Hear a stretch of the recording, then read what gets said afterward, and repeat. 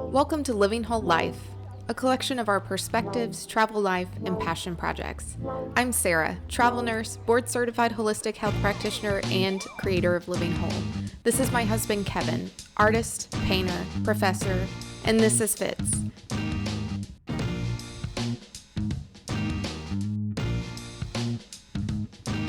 This is us, living art, living health, documenting and sharing our life, leisure, and living whole. Welcome to Living Whole Life.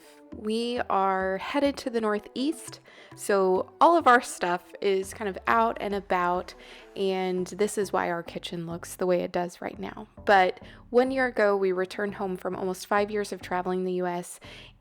Adventure and opportunity are now calling. We're going to be near Boston because of some opportunities for both of us, which I'll get into more in the next video. But this is a video of how we pack our whole life. Most of our travel kitchenware is silicone, minimal, and collapsible. And our mainstay items are our coffee pot, Vitamix, cutting board, and Dutch oven pot. With as much experience as we have traveling, we have streamlined this process. So as you can see, it's kind of crazy looking right now. But all of this is going to fit into our Subaru, and we utilize every packing method that we can from these collapsible bags, as well as every inch of our Subaru when we pack.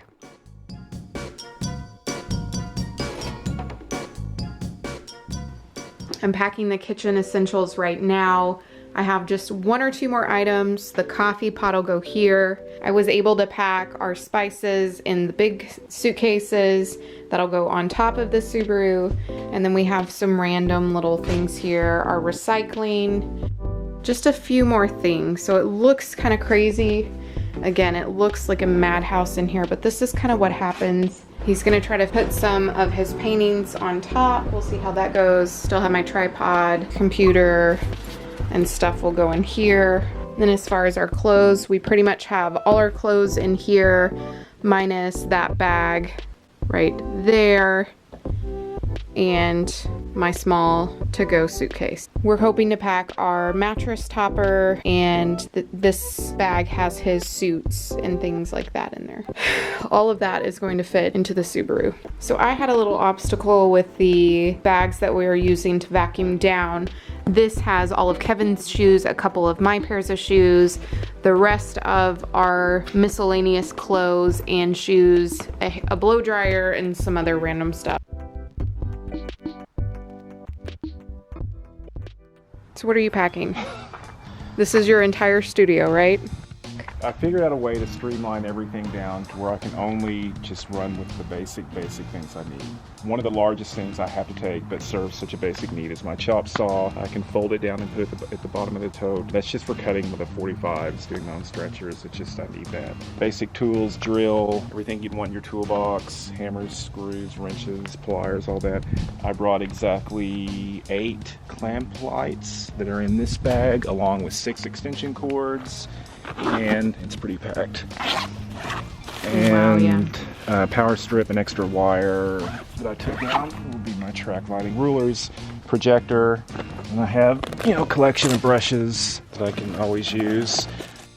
More odds and ends, erasers, just again studio stuff, paint, gouache, some gesso. I want to just get it set up where I can go in and just get to work. Extra paper, tracing paper, source material that I just want to bring with me. Clamps, more clamps, all my paint, acrylic, oil, all in here, along with scrapers and things. Fold-up easel, a tinier fold-up easel, and then my big easel, which takes up the most space, 3 altogether. My cutting pads, and then the black plastic, which has been coined the Black Plastic Studio. I can hang on the walls. No drippage. No drippage. No blood. No blood. So how long have you had these tables? Are these a staple in your studio? I think, as you can tell, they've had a life of their own. So this little fold-up table has probably been in every studio I've ever had. And the other 2 folding tables we've just gotten on our travels. I think Lowe's or Walmart, right? Yeah, I think it was Lowe's. So all of this, plus all of our housewares, all of our clothes, will essentially fit in there. Our whole life. Our shit. Our life boat. Our life boat. What has been the biggest obstacle when you're packing this? Again, the saw takes up, even though it folds up okay, it takes up the most space, and it's just getting everything in there. And again, these are just the essentials. I mean, I could get away with less, but then again, I don't want to have to worry about buying more supplies. And we don't want to live with less. Like, we actually want to have our real life, real studio. That's all you need, kids.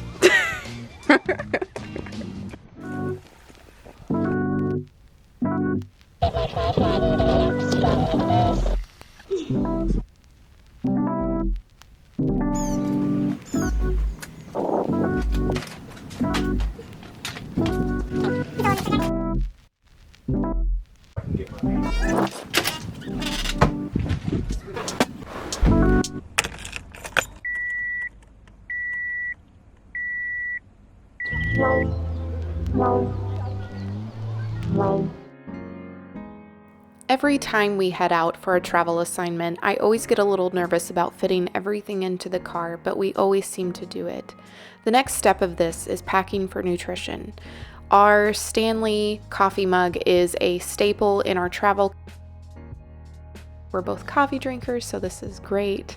But we also pack lunches and snacks along the way, so we're not eating unhealthfully from the gas station on a whim. So every time that we travel, I at least have 2 healthy wraps, some nuts, some protein bars like this that are clean and vegan, and we maintain good nutrition on the road, which helps us feel better after a long day of driving. Alongside nutrition, I also ensure that Fitz has plenty of water and food with a cutoff at midnight so that he doesn't get sick in the car, and also that our days are not too long with driving because his kidneys and bowel function are much different than ours.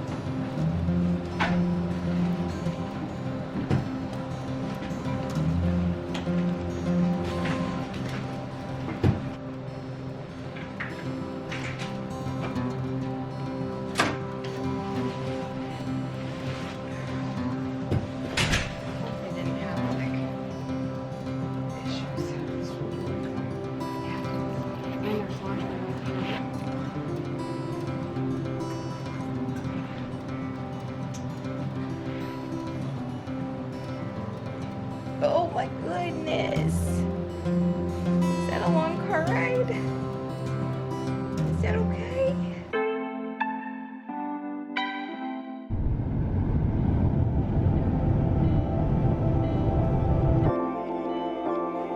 We're kind of getting a late start. We've had kitty issues. It's 8:30. It's 8:30, or yeah, it's 8:30. We gotta change the clock. We've had a time change too. We're now in Eastern time. We have a cat with frustration issues. He has bowel issues. Bowel frustration issues. And he hasn't number 2 yet, so. We're worried. Of course, when you travel with pets, you have to think about that. One, their kidneys are a little bit more fragile than ours, and 2,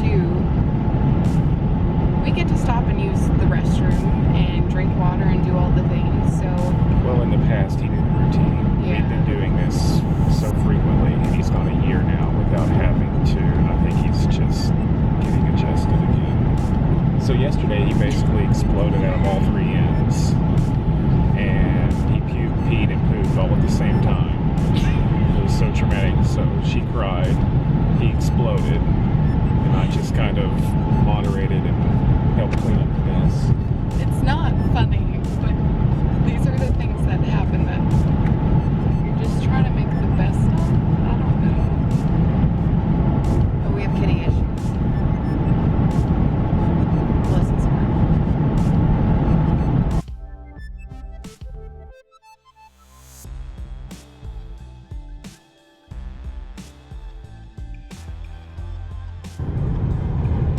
Oh, good old cloudy West Virginia. We're only going through the tip though.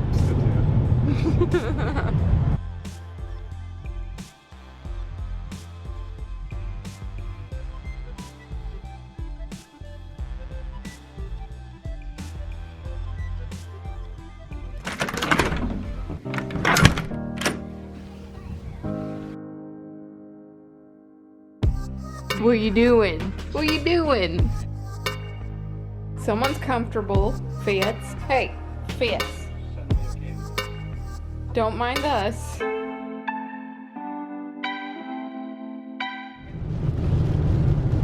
But actually sees more than we do.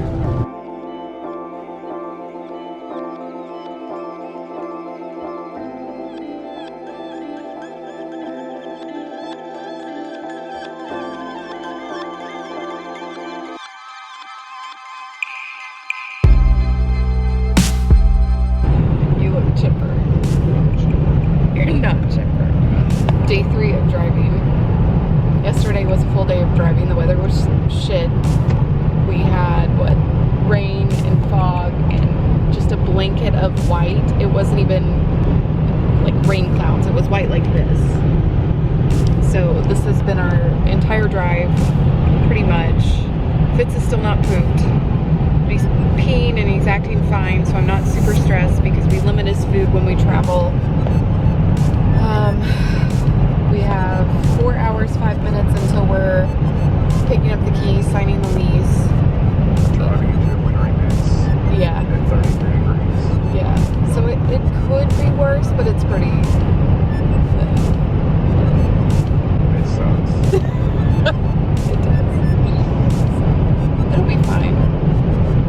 Positive quality over here. Oh, whoa. You're cranky too. Tootsie bee.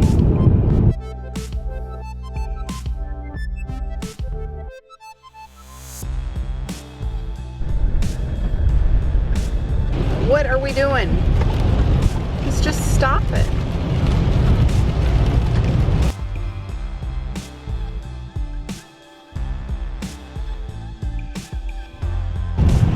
There's ice in the trees.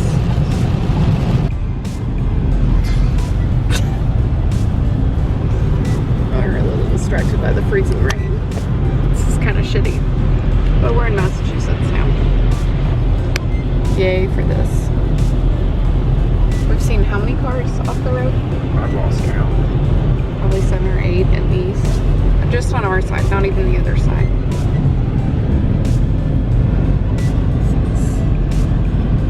This is a fabulous driving day.